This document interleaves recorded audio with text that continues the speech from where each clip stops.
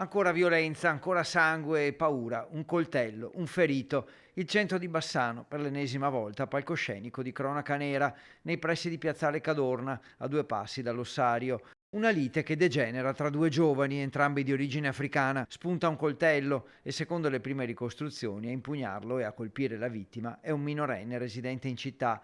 Il ferito non sarebbe in gravi condizioni. Sull'ennesimo fatto di cronaca indagano i carabinieri di Bassano.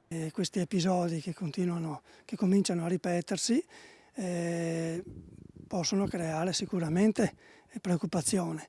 Tengo a precisare però che la tempestività degli interventi ci dà la convinzione, la certezza che la massima copertura del territorio e l'aiuto delle telecamere che stiamo migliorando sempre più ci darà una grossa mano per cercare di tamponare queste situazioni.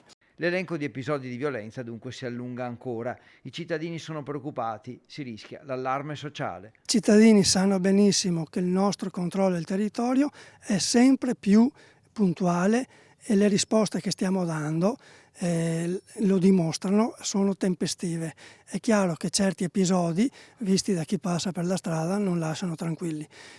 Tendo comunque a rassicurare la cittadinanza che il nostro controllo del territorio sarà sempre più puntuale. Intanto sul tavolo c'è la proposta di Fratelli d'Italia di dotare gli agenti della polizia locale del taser.